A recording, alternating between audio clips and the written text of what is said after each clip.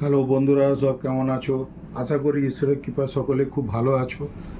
আজকে তোমরা স্ক্রিনে যে ওষুধটি দেখতে পাচ্ছ, এই ওষুধটির নাম হচ্ছে কার্সিনোসিন। এটি একটি নোজোডস ওষুধ এবং এটি কিন্তু কার্সিনোমা থেকেই কিন্তু এটি সংগ্রহ করে, এটি প্রসেস আছে, সেইভাবে প্রসেস করে এটি তৈরি করা হয়। যাই হোক, এবারে মেন টপিকসে আসি। এই ওষুধটি কিন্তু আজকে যে আলোচনাটি করছি, এটি সম্পূর্ণরূপে আমার যে জুনিয়র হোমিওপ্যাথিক প্র্যাকটিশনার আছো বা যারা পড়াশোনা করছো তাদের জন্যে একমাত্র। এটি কিন্তু কোনো সাধারণ মানুষ যে ওষুধটি কিনে খাওয়া শুরু করে দেবে এমনটি কিন্তু নয়। যাই হোক, এটির নামটা শুনেই তোমরা যারা জুনিয়র আছো তারা তো বুঝতেই পারছো, কার্সিনোসিন। অর্থাৎ এটি কার্সিনোমাতে খুব ভালো কাজ করবে এই ধরনের ওষুধটি হচ্ছে। কিন্তু তা বলে যে ক্যান্সার পেশেন্ট এলেই তাকে কার্সিনোসিন দিয়ে দেওয়া যাবে সেটা কিন্তু নাও হতে পারে। তার প্রকৃত সিমটম সিমিলারিটি দেখে যে ওষুধটি সবচেয়ে বেশি প্রযোজ্য বলে মনে হবে সেইটিই কিন্তু দিতে হবে। তথাপি আজকে আমি কার্সিনোসিন সম্পর্কে দু একটি কথা বলবার চেষ্টা করছি। আমি বই দেখে দেখেই বলছি, ওটিকে বাংলায় করে যতটা সম্ভব একটু নিজের মতন বোঝাবার চেষ্টা করছি। আশা করছি তোমাদের ভালো লাগবে। দেখো, ভালো লাগলে লাইক, শেয়ার, সাবস্ক্রাইব করে আমার সাথ দেওয়ার চেষ্টা করবে। It is claimed the carcinosin acts favorably and modifies all cases in which either a history of carcinoma can be elicited or symptoms of the disease itself exist। অর্থাৎ এই লাইনগুলির দ্বারা যেটি বোঝাতে চাইলো সেটি হচ্ছে যে এই কার্সিনোসিন ওষুধটি কিন্তু কার্সিনোমার যে কোনো স্টেজের অবস্থাতেই কিন্তু এটি খুব ভালো কাজ করতে পারে। অর্থাৎ কার্সিনোমা যদি ডিটেক্ট হয়ে গেছে সেই ক্ষেত্রেও হতে পারে, অথবা এমন যদি হয় যে তার সিমটমসগুলি কার্সিনোমার মতন হচ্ছে, সেই ক্ষেত্রেও কিন্তু এটি কিন্তু কাজ দিতে পারে। এছাড়াও এমনও হতে পারে হয়তো তার ফ্যামিলি ব্যাকগ্রাউন্ডে কার্সিনোমা হয়েছে, ক্যান্সার হয়েছে, এই ধরনের যদি হিস্ট্রি পাওয়া যায়, আর যদি কারুর কার্সিনোমা হবার মতন স্টেজটি সামনাসামনি চলে এসছে, তাদের ক্ষেত্রে কিন্তু এটা আমরা যদি রুগী দেখে সেরকম বুঝতে পারি, সেই ক্ষেত্রে আমরা কিন্তু এটা প্রাথমিকভাবে একটু মাথায় রেখে আমরা কেস টেকিং করবো, এইটুকুই আমি বলতে পারি। Carcinoma of the mammary glands with great pain and induration of glands of uterus, the offensive discharge, hemorrhage and pain are greatly relieved। অর্থাৎ এই ওষুধটি কিন্তু মেমারি গ্ল্যান্ডের মধ্যে যদি কারো কার্সিনোমা হয় সেই ক্ষেত্রে, এছাড়াও যদি ইউটেরাসের কোনো গ্ল্যান্ডের মধ্যেও যদি কার্সিনোমা হয় সেই ক্ষেত্রেও কিন্তু এটি খুব ভালো কাজ করে।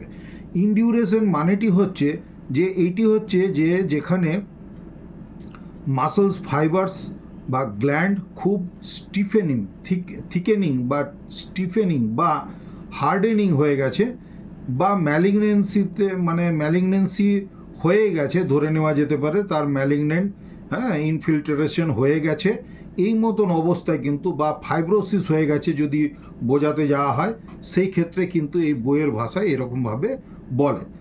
এইটি হচ্ছে তাহলে এই দু লাইনের মধ্যেই কিন্তু প্রায় এই ওষুধটিকে বর্ণনা করে দেওয়া হলো।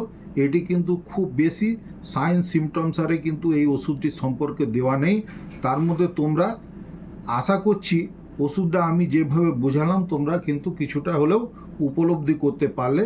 এখানে আবার আমি একটু রিপিট করে বলে দেবার চেষ্টা করছি।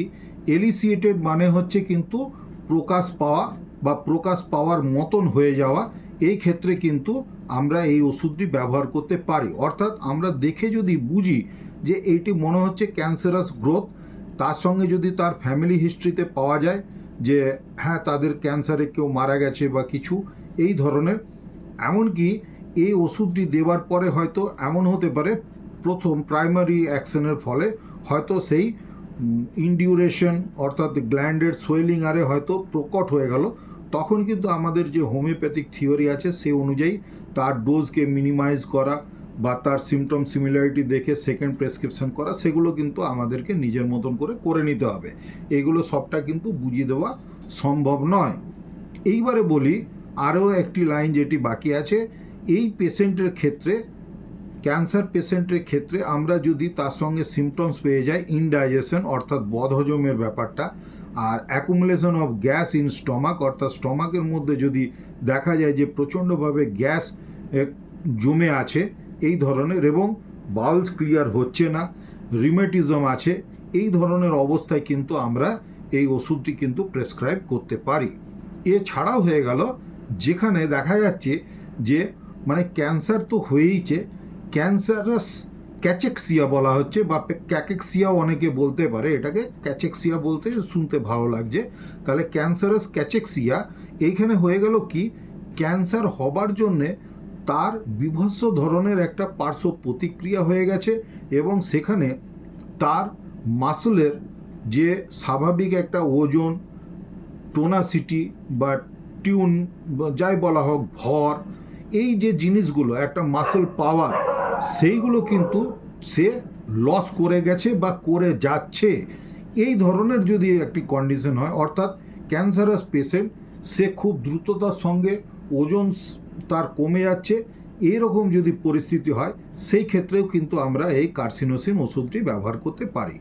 ব্যবহার করার জন্য এটি বইয়েতে যেটি সাজেস্ট করেছে সেটি হচ্ছে 30 পাওয়ারের আমরা ব্যবহার করতে পারি, এছাড়া 200 পাওয়ারের আমরা ব্যবহার করতে পারি।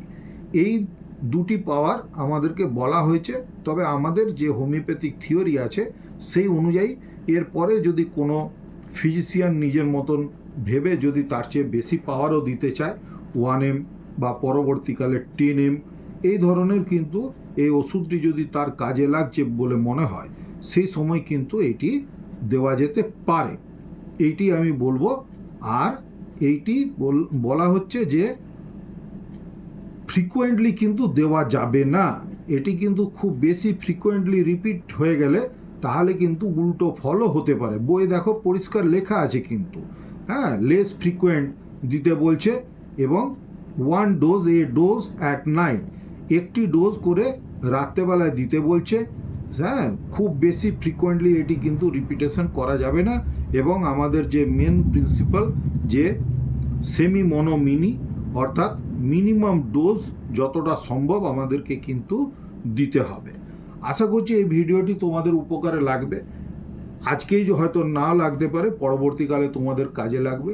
আর আশা করব এই ভিডিওটি তোমাদের ভালো লাগলো, তাহলে ভালো লাগলে লাইক, শেয়ার, সাবস্ক্রাইব করে নিয়ে আমার পাশে থাকবার চেষ্টা করবে। আর তোমরা নিজের শরীরের উপরে খুব ভালো করে যত্ন নিও। আমি আমার মতন করে চেষ্টা করলাম, তোমরা তোমাদের মতন করে আবার পড়ে নিও। না পড়ে না বুঝে কোনো ওষুধই কিন্তু কোনো পেশেন্টকে দেওয়া উচিত নয়, এটি কিন্তু মাথায় রাখবে। এটি আমি টোটালি কিন্তু এডুকেশনাল পারপাস ধরে নিতে পারো। আমার পড়াবার খুব ইচ্ছা ছিল, সেই হিসাবে এখন আমি তো চেম্বার করছি, চেম্বারও করা বহুদিন হয়ে গেল, তো ভাবলাম যতটুকু যা আমার এক্সপিরিয়েন্স আছে সেইটুকু আমার জুনিয়রদেরকে যদি দিয়ে যেতে পারি, অর্থাৎ আমার জুনিয়র হোমিওপ্যাথিক প্র্যাকটিশনারদের জন্যে বা জুনিয়র ভাই বোন যারা পড়াশোনা করছো তাদেরই জন্য মূলত কিন্তু এই ভিডিওটা। ধন্যবাদ, সকলে ভালো থেকো।